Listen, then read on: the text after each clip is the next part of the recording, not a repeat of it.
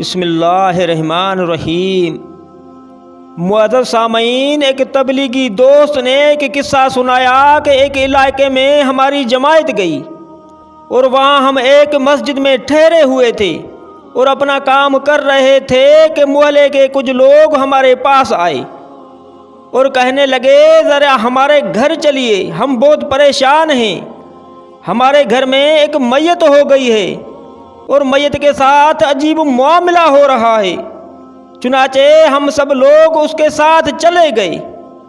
جب ان کے گھر پہنچے تو ہم نے اپنی آنکھوں سے دیکھا کہ ایک عورت کی لاش ایک کمرے میں رکھی ہے اور بہت بڑے بڑے کھجورے اس لاش کے چاروں طرف سر سے لے کر پاؤں تک دائیں بائیں منہ کھولے ہوئے کھڑے ہیں، اور وہ اتنے خوفناک شکل کے تھے کہ ان کو دیکھ کر انسان کے رونگٹے کھڑے ہو جائیں۔ قریب جانے کی کسی کو ہمت نہیں ہو رہی تھی اور سارے گھر والے خوف کے مارے دوسرے کمرے میں جمع تھے۔ دہشت کی وجہ سے کوئی شخص اس کمرے میں نہیں جا رہا تھا۔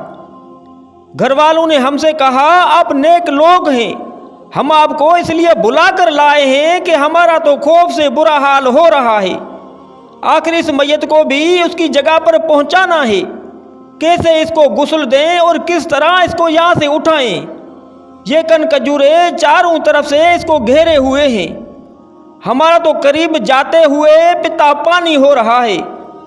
آپ حضرات کچھ پڑھ کر ایصال ثواب کریں اور دعا کریں تاکہ کم سے کم اتنا ٹائم مل جائے ہم اس میت کو اس کی قبر میں اتار دیں۔ یہ کہتے ہیں ہمیں بھی خوف محسوس ہوا، لیکن ہم دیکھتے ہی سمجھ گئے یہ اس کے کسی گناہ کا عذاب ہے جس کو اللہ تعالیٰ نے ہماری عبرت کے لیے ظاہر کیا ہے۔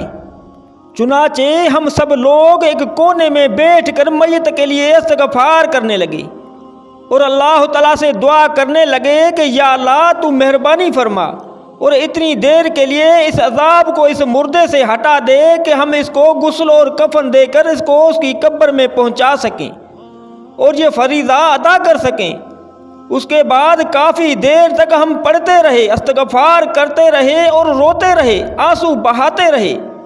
کافی دیر کے بعد ہم نے دیکھا کہ وہ سارے کھجورے میت کا محاصرہ چھوڑ کر ایک کونے میں جمع ہو گئے۔ بس ہم نے کہا کہ اللہ تعالیٰ کی رحمت آ گئی ہے، اب تم لوگ اس کو غسل اور کفن دے دو۔ لہذا غسل اور کفن دینے کے بعد اس کی نماز جنازہ ہوئی اور میت کو قبرستان لے گئے اور جا کر اسے قبر میں اتار دیا گیا۔ جب میت قبر میں اتارنے لگے دیکھا کہ وہ سب کے سب کھجورے قبر کے ایک کونے میں جمع ہیں۔ اس میت پر عذاب کی وجہ ٹی وی کا دیکھنا تھا۔